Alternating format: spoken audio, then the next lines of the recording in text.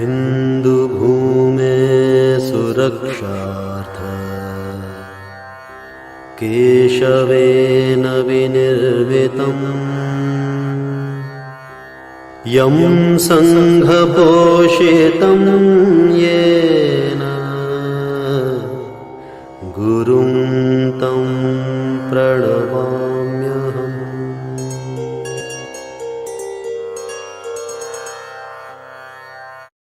समुत्कर्ष समिति से जुड़ी सभी जानकारियां प्राप्त करने के लिए हमारे YouTube चैनल समुत्कर्ष समिति को अवश्य सब्सक्राइब करें।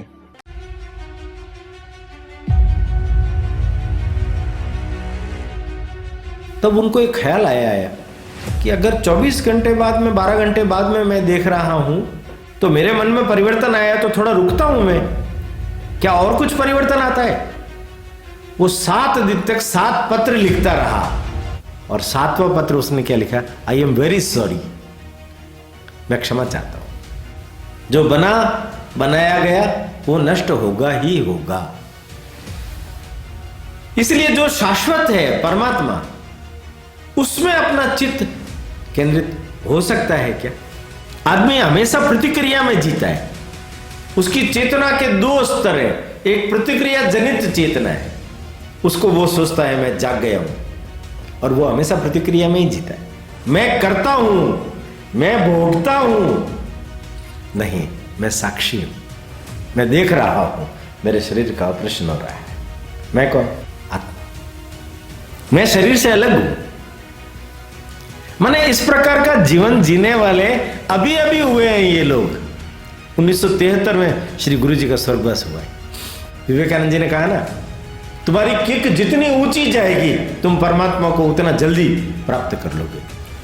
जब तुम फुटबॉल के मैदान में पसीने से लथपथ होकर के एक मेक होकर एकाग्र होकर के उस बॉल के ऊपर केंद्रित होते हो, वही परमात्मा पर ध्यान, वो अपने जीवन में सफल होता है, यश कीर्ति से विभूषित होता है। उसके द्वारा किया गया सब कर्म वो भगवान को अर्पित करता है, मन बुद्धि को भगवान को अर्पण करता है। उसके द्वारा किए गए सारे कामों का समर्पण भी भगवान को ही है।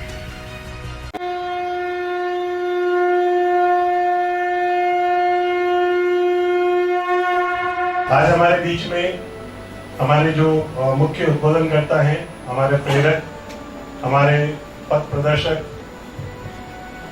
वर्ष 1986 से जो अपना जीवन राष्ट्र निर्माण और राष्ट्र सेवा के लिए समर्पित कर चुके हैं, ऐसे संघ के प्रचारक माननीय ओम जी भाई साहब, आप एक प्रखर लेखक विचारक हैं। आप द्वारा कई पुस्तकें लिखी गई हैं, जिनमें मेवाड़ गौरव गाथा, जन जन के महावीर, पन्नादाय, बाबा रामदेव जैसी 25 पुस्तकों का आपने लेखन किया है, और जो आज हमारे बीच में हमारे ज्ञानवर्धन के लिए आज प्रकाशित होकर हमारे बीच में है। मैं आज के इस पुनीत अवसर पर मान्यवर भाई साहब से निवेदन करूंगी कि हमें प्रबोधन प्रदान करें। आदरणीय ओम जी भाई साहब। नमस्कार।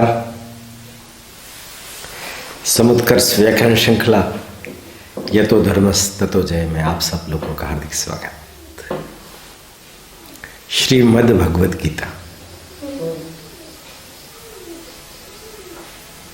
विराट दर्शन के पश्चात अर्जुन भगवान से प्रश्न पूछ रहा है, अपनी जिज्ञासा व्यक्त कर रहा है कि हे भगवान, मेरे लिए कौन सा मार्ग उचित है? मेरे लिए कौन सा मार्ग उचित है? भगवान ने ये जो आज जिन 2 अध्यायों पर हम थोड़ा सा चर्चा करेंगे, पहला 12वां अध्याय है भक्ति योग, और दूसरा 13वां अध्याय है क्षेत्र क्षेत्रज्ञ, क्षेत्र क्षेत्रज्ञ विभाग योग। क्षेत्र का मतलब शरीर, क्षेत्रज्ञ मतलब आत्मा। अभी तक जितना भगवान ने बताया है उसका सार संक्षिप्त पुनरावृत्ति के रूप में दोहरा दिया गया इस 13वें अध्याय में। पर फिर भी इसका अपना वैशिष्ट्य, क्योंकि ये जिस क्रम पर आया है उस क्रम में भक्त की भावदशा कैसी होनी चाहिए उस पर इंगित है। अब देखिए, ये जो भक्ति योग है और ये क्षेत्रज्ञ योग है, ये मुख्य रूप से 3 बातों की ओर हमारा ध्यान इंगित करता है। पहला, वर्तमान में जीना, ध्यान से सुनना। दूसरा, अकेले में जीना। और तीसरा, सहजता से जीना। सहज हो, अकेला हो और वर्तमान हो, तो जीने की उपयोगिता, सार्थकता हो जाती है। थोड़ा सा भक्ति योग के कुछ श्लोक मैं आज आपको सुनाऊंगा, उस समय ही उस पर थोड़ा सा इंगित भी करूंगा। एक संत थे, अपने कमरे में बैठे थे, कमरा बंद करके, खिड़की खुली थी। एकदम अचानक उन्होंने देखा बाहर से कोई एक पक्षी, कभी कभी होता है ना, हमारे घरों में भी कोई पक्षी घुस जाता है, कबूतर घुस गया, चिड़िया घुस गई, अब उसको निकलना बड़ा मुश्किल हो जाता है। आप देखना अक्सर कर, वो संत कह रहे हैं कि मैंने देखा वो घुस तो गया, किंतु जिधर दरवाजा नहीं था, जिधर खिड़की नहीं थी, जिधर रास्ता नहीं था, उस दीवार पर वो बार बार टक्कर मारता और चारों तरफ चक्कर गनी के रूप में घूमता। संत ने प्रयास भी किया कि उसको वो खिड़की की दिशा में धकेल दे, पर खिड़की की दिशा में वो जा ही नहीं रहा है। संत ने बड़ी अच्छी बात बोली, उनका उस पक्षी जैसी हालत मनुष्य की हो गई। आने का रास्ता जो था वो ही जाने का रास्ता भी है, ध्यान रखिए, दूसरा कोई रास्ता नहीं है। जो आने का रास्ता था वही जाने का रास्ता है, वही पाने का रास्ता है। कौन सा रास्ता ठीक है, कौन सा रास्ता ठीक है, मनुष्य भ्रमित हो जाता है जगत में, और जिधर रास्ते नहीं है उधर चक्कर काटता रहता है। उसके लिए क्या उपयोगी है, क्या योग्य है, क्या आवश्यक है, ये उसको मालूम ही नहीं होता। बर्नार्ड शाह बहुत बड़े साहित्यकार हुए, अंग्रेजी साहित्य के। उन्होंने एक संस्मरण लिखा। संस्मरण क्या लिखा कि एक बार मेरे मन में कुछ चुगलबाजी करने की, मजाक करने की इच्छा पैदा हो गई, विनोद करने की इच्छा पैदा हो गई। तो मैंने क्या किया, नाटक किया। मैं बीमार पड़ गया, एकदम अचानक सडन बीमार, हार्ट में पेन, हालत खराब। जब मैंने मानसिक रूप से इस प्रकार का अभिनय किया तो एकदम हलचल मच गई, लोग दौड़े भागे, डॉक्टर के पास गए, डॉक्टर भी जल्दी से आया, दौड़ करके आया, नीचे की सीढ़ियां चढ़ करके आया। और मैंने देखा डॉक्टर जब आया उसकी सांस फूल रही थी, उसकी सांस फूल रही थी, वो बहुत भयंकर हाँफ रहा था। मैंने देखा वो हाँफ रहा है, एकदम मैं उठ करके उसके पास गया, क्या तकलीफ क्या हो गई? वो बोला कुछ पूछो मत, मैं मर रहा हूं, मैं मर रहा हूं।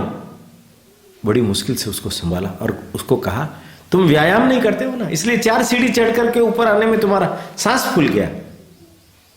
मेरी तरह अपने शरीर को श्रम दो, व्यायाम करो, घूमने जाओ, तब तुम ठीक हो पाओगे।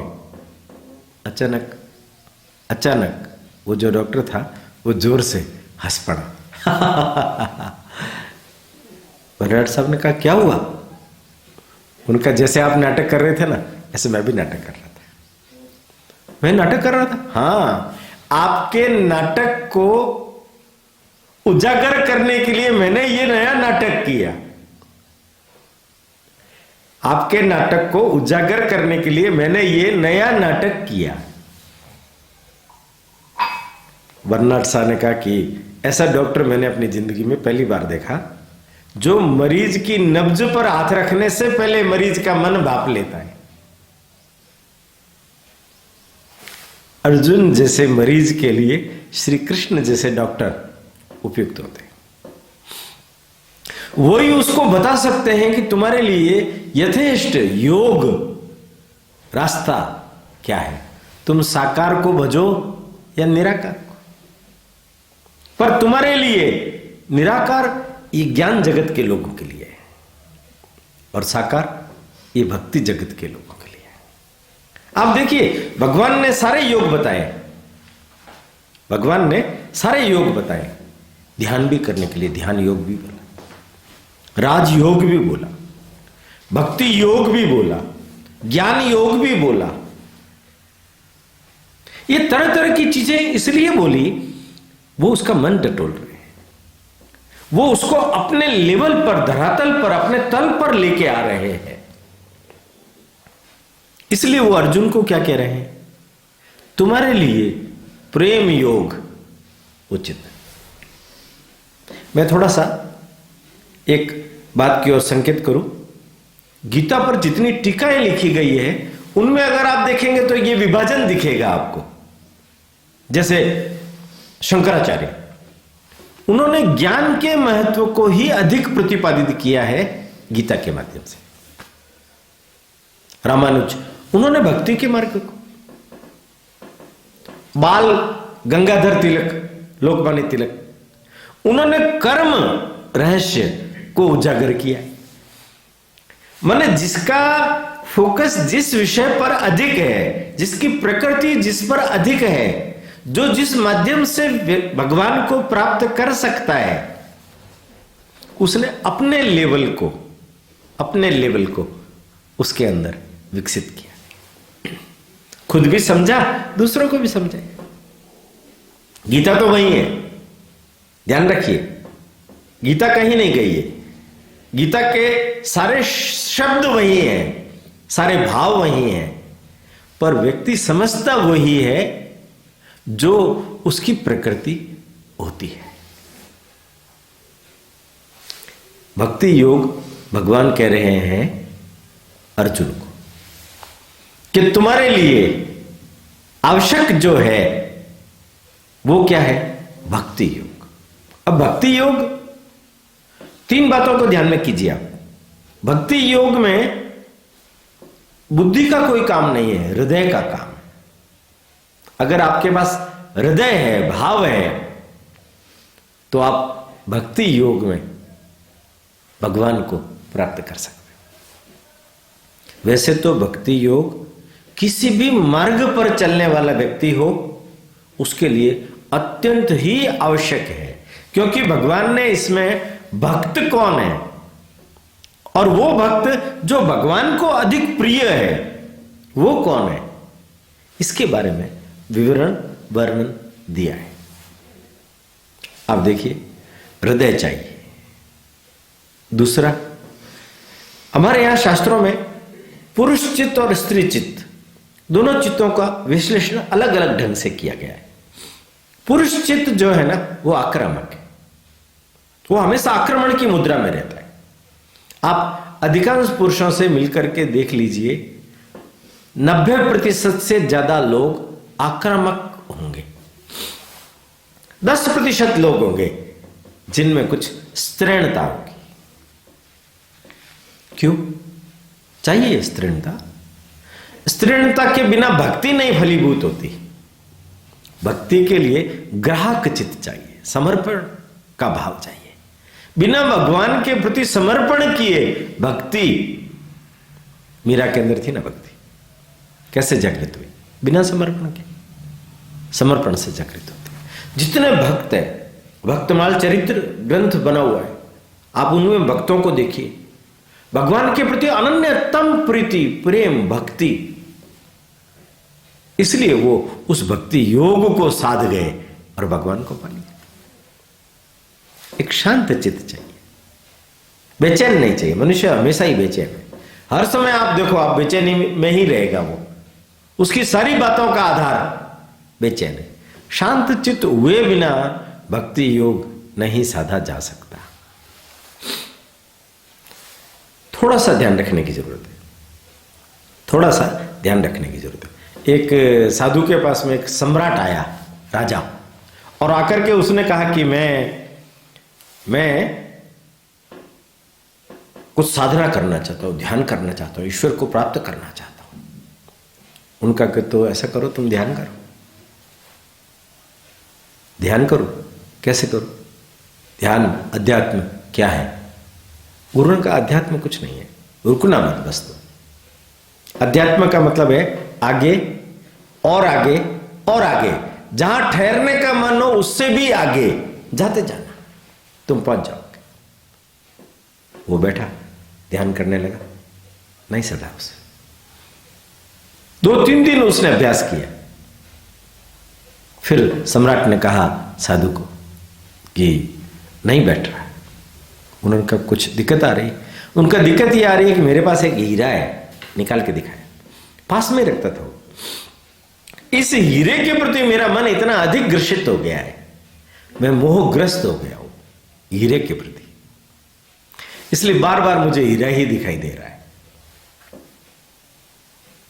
राजा ने सोचा, सम्राट ने सोचा कि वो जो साधु है वो कहेगा कि हीरे को तो छोड़ना ही पड़ेगा, इसको छोड़े बिना भगवान को पाया नहीं जा सकता। ध्यान से समझना, इसको छोड़े बिना भगवान को पाया नहीं जा सकता। पर वो साधु बड़ा उच्च कोटि का था, इसलिए उसने उनको कहा तुम्हें हीरे को त्यागने की जरूरत नहीं है, हीरे को त्यागने की जरूरत नहीं है, तुम हीरे पर ही ध्यान करो। वो चकते रह गए, हीरे पर ध्यान, ये तो बड़ी अनूठी बात है, उससे भगवान मिलेंगे, उनका मिलेंगे, करो तुम। जैसे ही राजा ने हीरे पर ध्यान किया, वो हीरा प्रतीक बन गया, वो हीरा साकार प्रतीक बन गया और उसका मन ध्यान में रम गया। त्यागने से नहीं, किसी भी चीज को त्यागने से कोई लाभ नहीं होता है।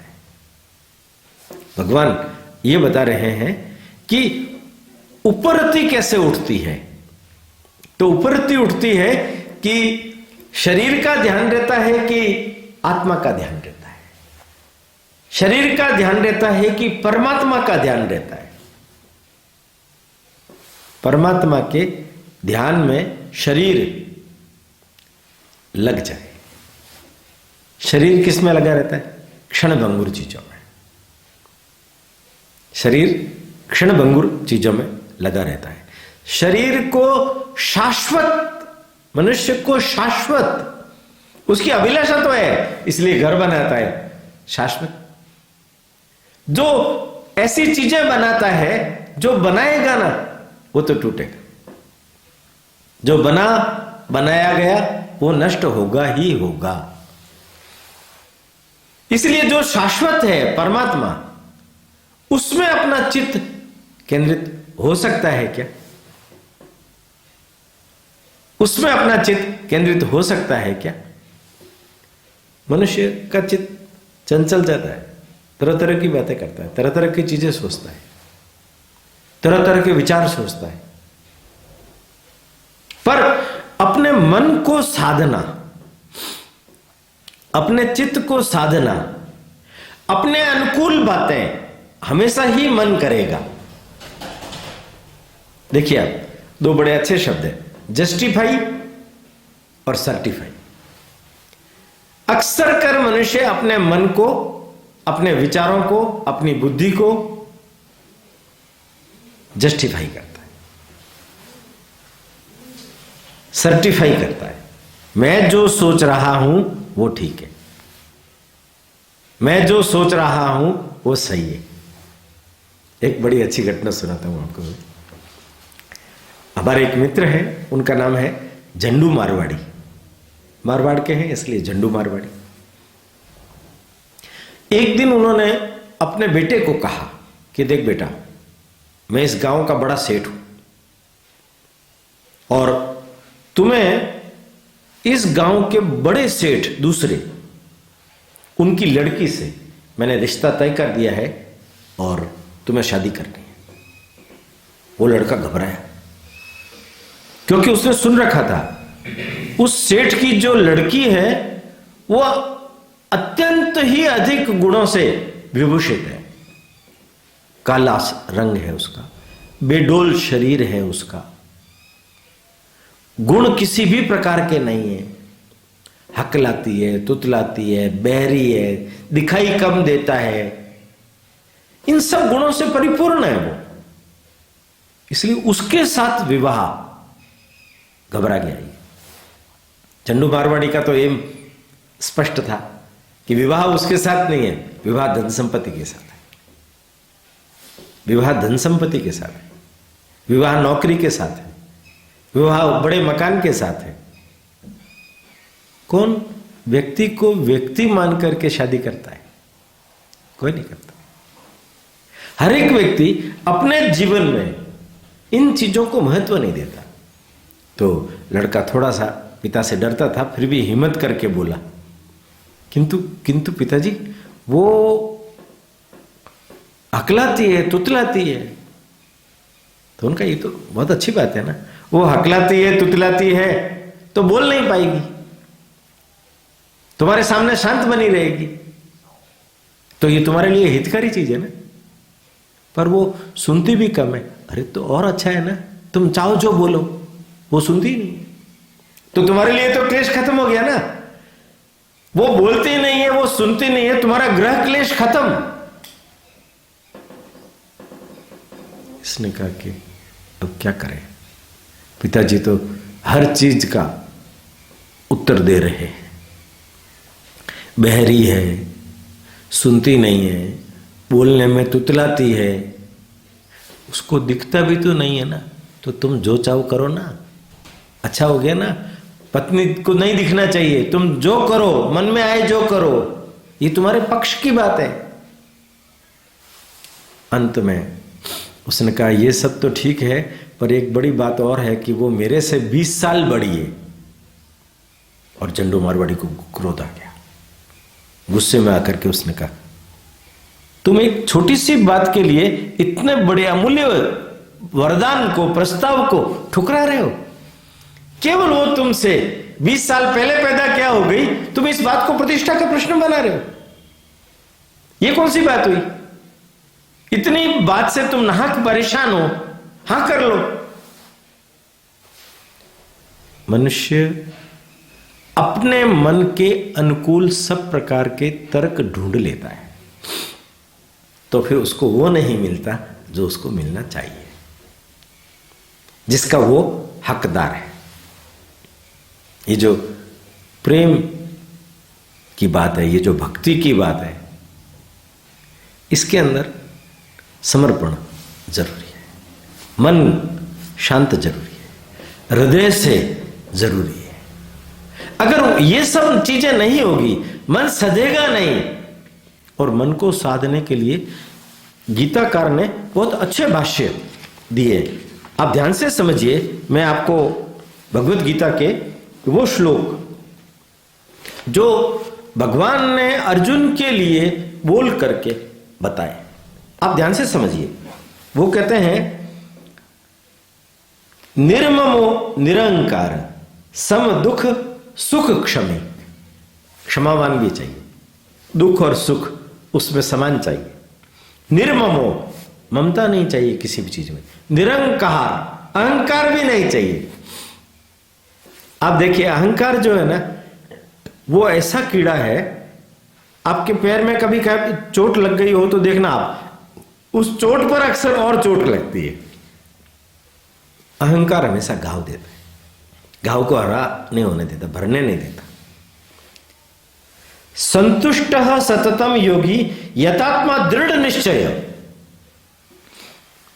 मय अर्पितम मनोबुद्धिर मद भक्त स में प्रिय। ऐसा भक्त मुझे प्रिय। मया अर्पितम मतलब मेरे को अर्पित अपना मन और बुद्धि। देखिए आप कितनी बड़ी बात है, माने बुद्धि का भी और मन का समर्पण जब तक नहीं हो तब तक भगवान के रास्ते पर हम आगे नहीं बढ़ सकते। हर्ष, अमर्ष, उद्वेग इन सब से मुक्त होना चाहिए। अनपेक्ष, सुचिर दक्ष, उदासीनो गत व्यथः। अनपेक्ष किसी भी प्रकार की अपेक्षा न रखने वाला, सुचिर दक्ष शुद्ध, सर्वारंभ परित्यागी। ये जो किसी भी प्रकार का आरंभ है, किसी भी प्रकार का आरंभ है, आप देखिए अगर आपने वहां उस गाड़ी को रोक दिया, सर्वारंभ परित्यागी, तो गाड़ी आगे बढ़ने से रुक जाएगी। क्रोध आया, आरंभ में रोक दिया, काम आया, आरंभ में रोक दिया। बहुत महत्वपूर्ण सूत्र है ये। अगर अपने जीवन में इस चीज को हम धारण करते हैं तो हमारे जीवन में बहुत परिवर्तन आ सकता है। लंबी श्वास लीजिए, दीर्घ श्वसन का प्रयोग अपने जीवन में कीजिए। चित्त लेट जाइए, पेट से सांस लीजिए, पूरा फूलना चाहिए, पूरा अंदर जाना चाहिए। लंबा जितना ले सकते हो श्वास लीजिए, 30 सेकंड तक जा सकता है। अगर आपने लंबा श्वास लेना शुरू कर दिया, आप ये जितने भी प्रकार के षड रिपु कहे गए हैं उनसे बहुत जल्दी मुक्त हो जाएंगे। ये जितने भी प्रकार के गुण भगवान ने बताए हैं वो अपने अंदर सहज ही आ जाएंगे, सहज ही आ जाएंगे। थोड़ा सा विचार कीजिए, थोड़ा सा फासला दीजिए, थोड़ा सा रुकिए, आरंभ के समय में रुक जाइए। गुरुजीएफ करके एक बहुत बड़ा संत था, उन्होंने लिखा है कि मेरे पिताजी ने मरते समय मैं 9 साल का था, तब कहा बेटा मेरे पास तुम्हारे को देने के लिए धन वगैरह तो है नहीं, मैं एक सीख दे के जाता हूं।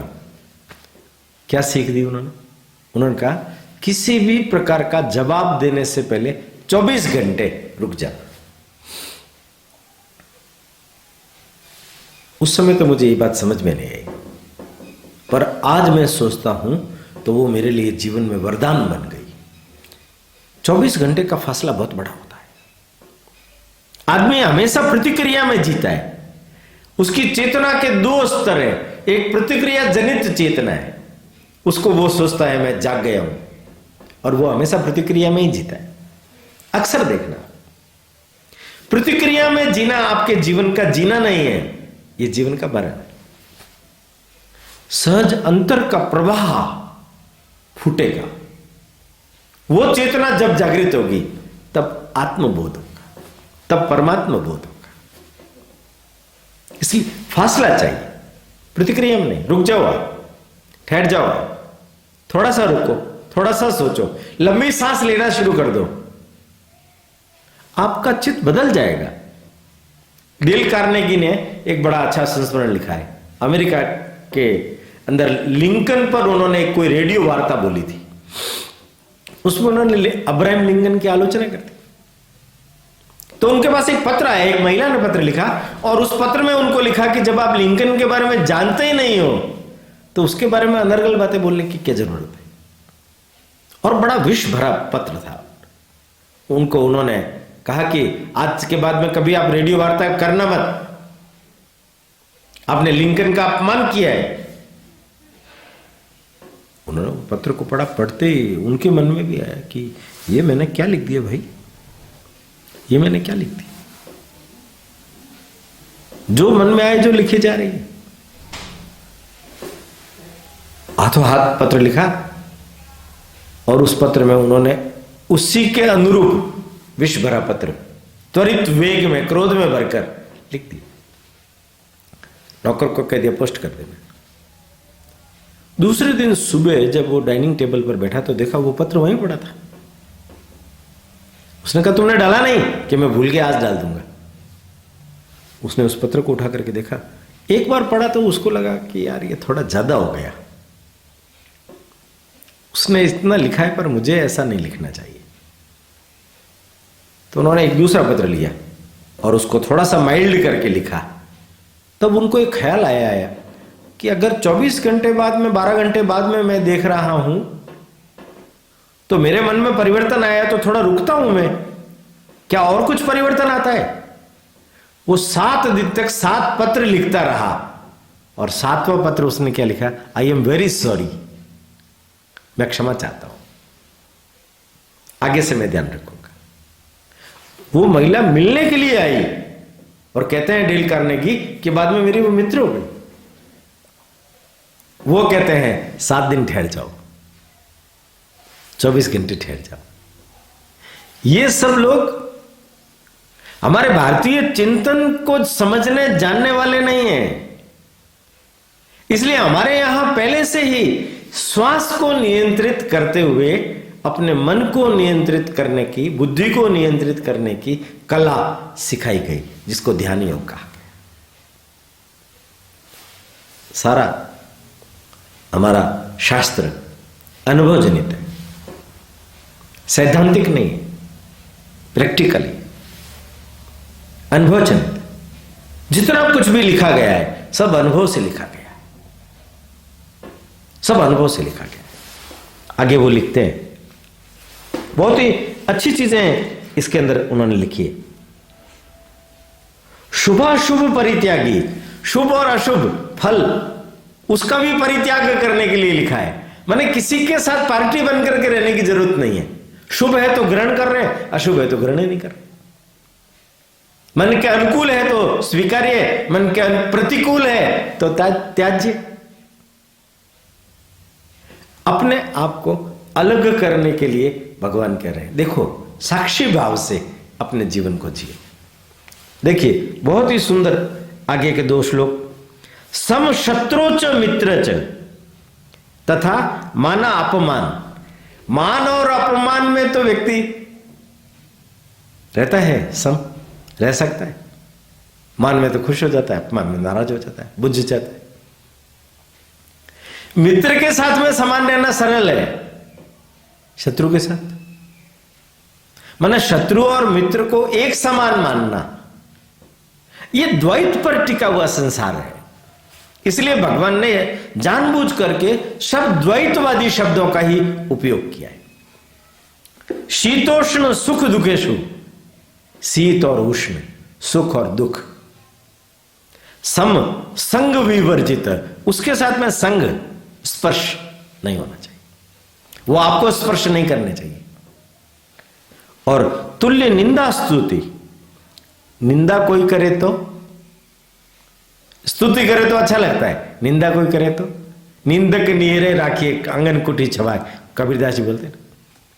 माने अपनी निंदा अपनी आलोचना सुनने में जो सक्षम है और स्तुति में भी चित्त स्थिर रहता है, स्तुति उसके ऊपर असर नहीं करती, उसके ऊपर असर नहीं करती। संतुष्टो येन केनचित, येन केनचित मतलब मन अपना संतुष्ट है तो किसी भी प्रकार का चित्त के ऊपर आक्षेप आघात आएगा नहीं। और सबसे बढ़िया बात बोलते हैं, अनिकेत स्थिर मतिर भक्तिर मान में प्रियो नरह। अनिकेत रहने के स्थान के प्रति भी उसको मोह नहीं है, उसको मोह नहीं है। रमता जोगी, ये मानसिकता है। डाक बंगलों में जाते हैं तो अपना घर मानते हैं क्या उसको? होटल में ठहरते हैं तो उसको अपना घर मानते हैं क्या? ये संसार एक होटल, डाक बंगलो, धर्मशाला है। ये रहने के लिए मकान अपने को मिल गया, ये किराए का मकान है, अपना नहीं है। बहुत छोटी सी बात हमारे यहां बोली गई है। मैं किसी समय में जब अजमेर में था तो अजमेर से ब्यावर जाना था, बस नहीं आई थी तो जीप जा रही थी, उसमें बैठ गया।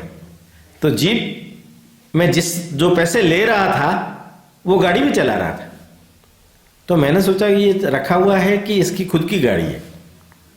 तो मैंने ऐसे ही पूछ लिया, मैंने कहा ये गाड़ी आपकी है क्या? उन्होंने क्या उत्तर दिया? अक्सर हमारे यहाँ ये उत्तर दिया जाता है, पर हम उस उत्तर के साथ में कितना जुड़े हुए हैं वो हमारे अंतर से पैदा होता है या नहीं, ये देखने की बात है। उन्होंने कहा ये गाड़ी तो भगवान की है, मैं तो रखा हुआ हूं उसके यहां। देखिए आप कितनी अच्छी बात की, गाड़ी उसकी खुद की है, ये मकान ये तो भगवान का है। हमारे साथ एक लड़का पढ़ता था, जालूराम। तो पूछा उसको नाम क्या है, कि नाम तो भगवान का है। मैंने तो जालियो के, नाम तो भगवान का। मैंने भगवान के साथ में हमने जुड़ाव करने की परंपराएं तो विकसित की है, पर शब्द शब्द बन करके न रह जाए, वो भाव बन करके हमारे अंदर जिंदा हो जाए, तो हमारे अभाव दूर हो जाते,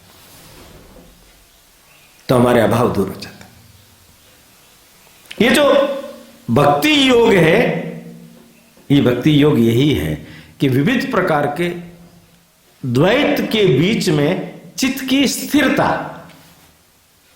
और चित्त स्थिर कब रहेगा, जब चित्त को आप पूरा परमात्मा में डाल दोगे। चित्त को आप पूरा परमात्मा में डाल दोगे, आपको हर चीज में, हर जगह, हर क्षण, हर पल उसी का ही स्मरण होगा, उसी का ही स्मरण होगा। भक्ति योग साकार उपासना है, सगुण उपासना है, और ये जल्दी फलीभूत होती है, ये जल्दी आनंदित करती है। और इसका जो सबसे बड़ा उदाहरण है भक्ति योग का, वो है रामकृष्ण परमहंस।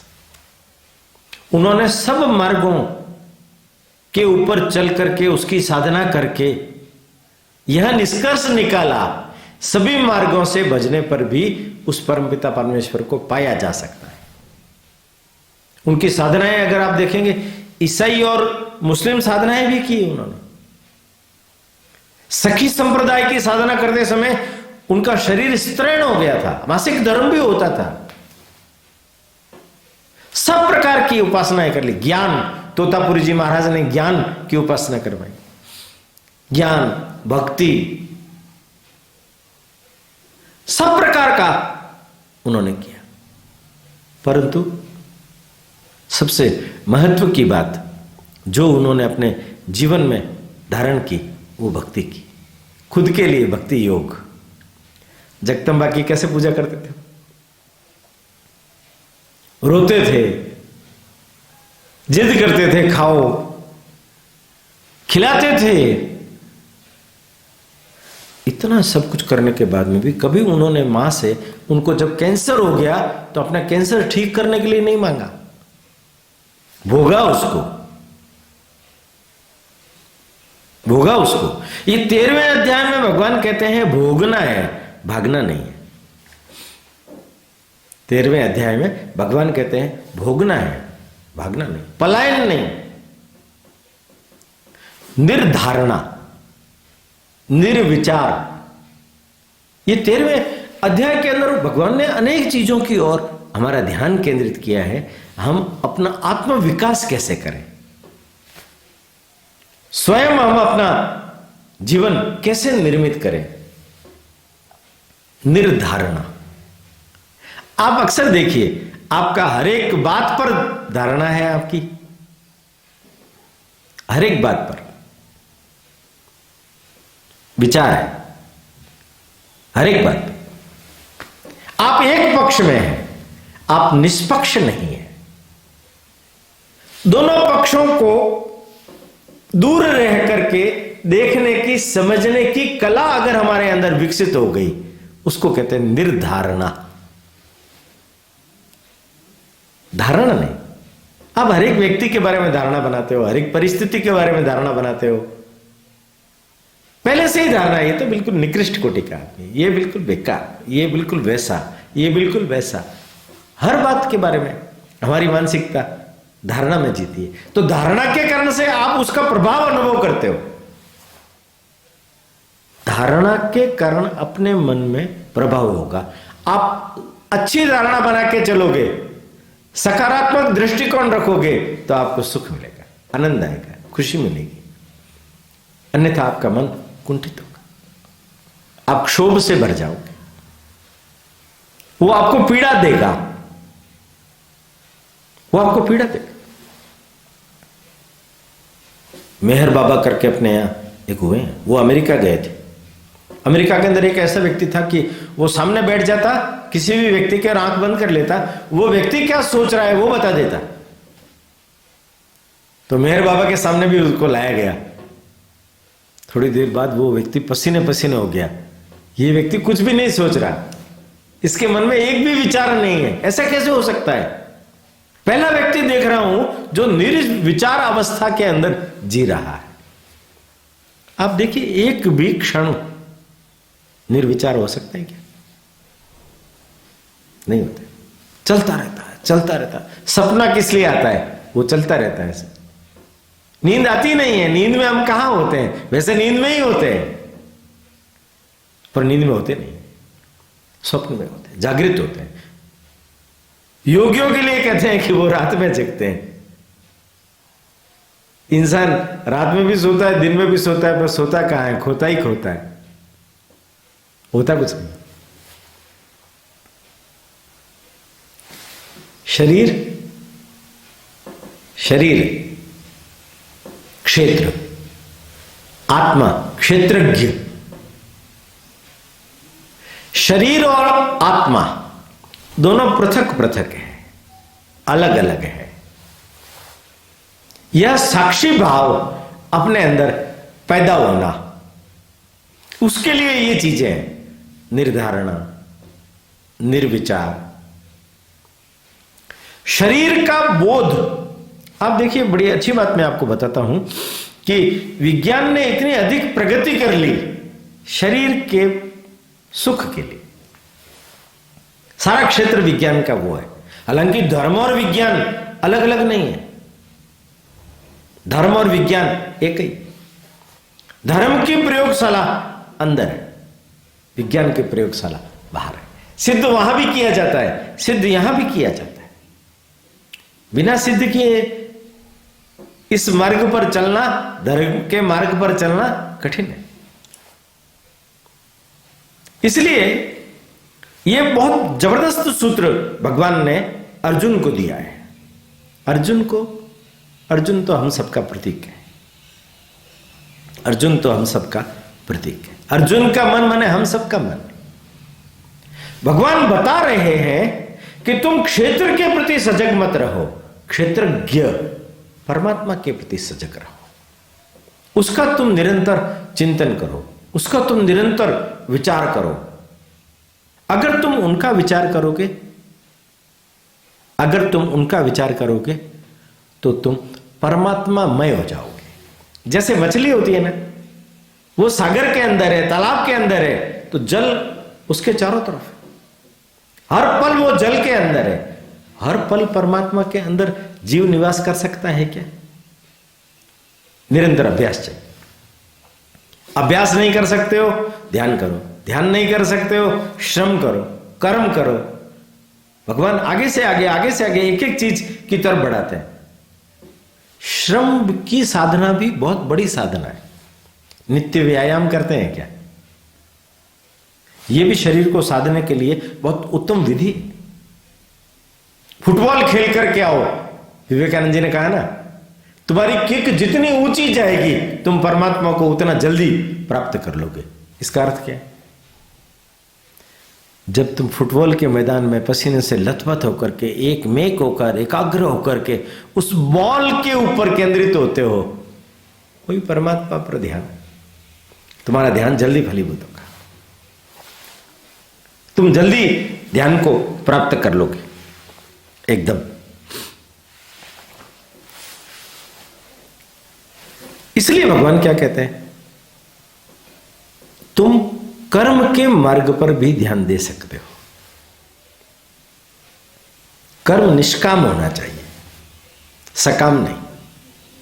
फल की चिंता करने की तुम्हें जरूरत है नहीं। तुम जागो, दृष्टा भाव पैदा करो। स्वामी राम तीर्थ, राम को भूख लगी है, राम को खाना खाना है, राम का अपमान हुआ है, दृष्टा भाव विकसित किया। हमारे यहां सभी ऋषि मुनियों ने उस मार्ग को अपनाया। उन्होंने उस परमात्मा की शक्ति को, क्षेत्रज्ञ को, उसकी महत्ता को, उसकी विभूति को उसके विराट दर्शन को जानने का प्रयत्न किया। आंख अगर नहीं होगी तो प्रयत्न सफल होगा क्या? आंख माने देखने का यंत्र नहीं, आंख माने दृष्टि, दृष्टि से दृष्टा। भगवान गौतम बुद्ध के पास में कोई 5 युवक आए और उन्होंने कहा कि हमारा ये जो एक मित्र है ये आंख से अंधा है, 4 इंद्रियां तो इसकी काम कर रही है, सुन भी रहा है, स्वाद भी आता है इसको, स्पर्श भी है, सूंघ भी रहा है, पर आंख है ना, इससे इसको दिखाई नहीं दे रहा।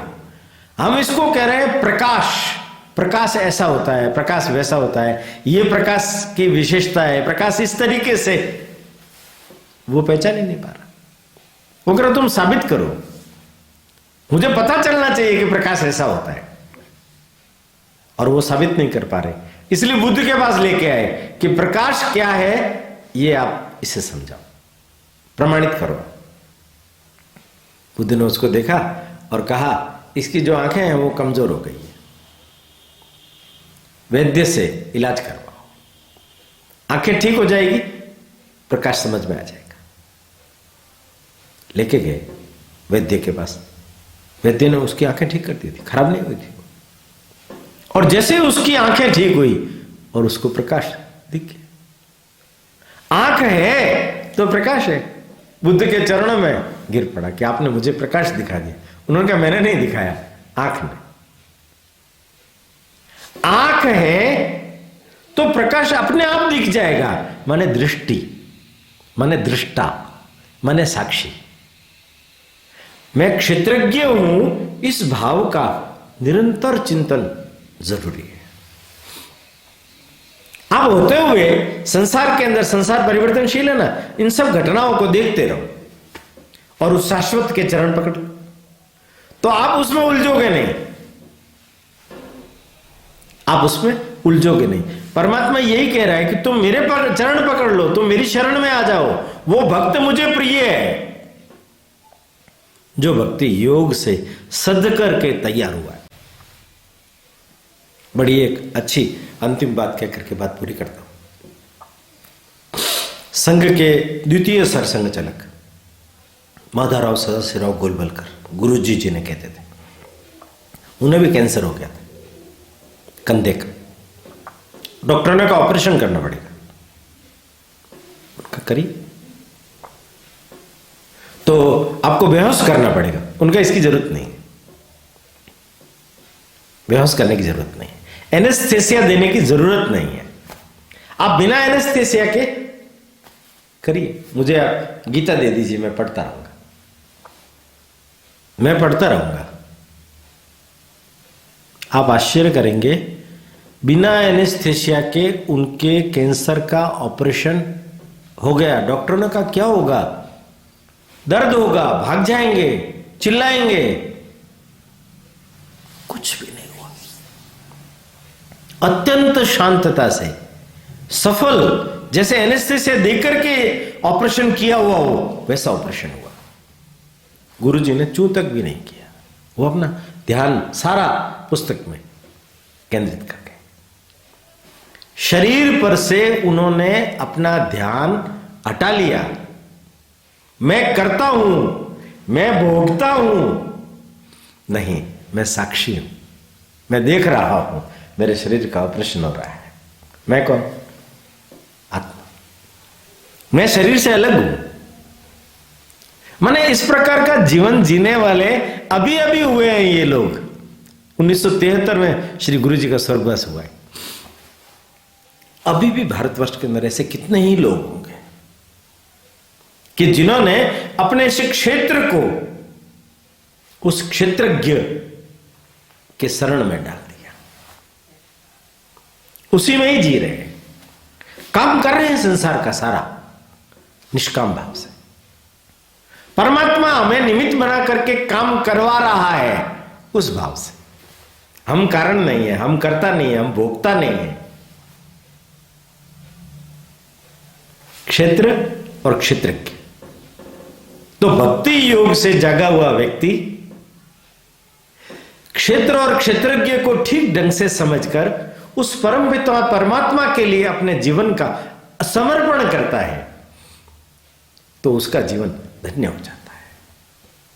वो अपने जीवन में सफल होता है, यश कीर्ति से विभूषित होता है। उसके द्वारा किया गया सब कर्म वो भगवान को अर्पित करता है, मन बुद्धि को भगवान को अर्पण करता है। उसके द्वारा किए गए सारे कामों का समर्पण भी भगवान को ही है। इन दोनों अध्यायों को ठीक ढंग से समझकर अपने जीवन में उतारने की चेष्टा अगर हम करेंगे, दीर्घ श्वसन का प्रयोग मैंने इंगित किया, यह जीवन के लिए बहुत लाभकारी है। व्यायाम की ओर मैंने इंगित किया, यह भी जीवन के लिए बहुत लाभकारी है। इन दोनों का अनुपालन करते हुए, इन सब का अभ्यास करते हुए, ये चित्त में निरंतर जब डाल लेते हैं, अभ्यास कर देते हैं, तो घटना जब घटित होती है तब आप जग जाते हैं। अब जग गए तो फिर कोई दिक्कत नहीं। आज यहीं पूरा करते हैं। अगली बार जब मिलेंगे तो आगे के फिर अध्यायों पर थोड़ी सी चर्चा करेंगे। प्रणाम, नमस्कार। समुत्कर्ष समिति से जुड़ी सभी जानकारियां प्राप्त करने के लिए हमारे YouTube चैनल समुत्कर्ष समिति को अवश्य सब्सक्राइब करें। आप सभी का समुत्कर्ष समिति के प्रति यही स्नेह और आत्मीय भाव बना रहे। धन्यवाद।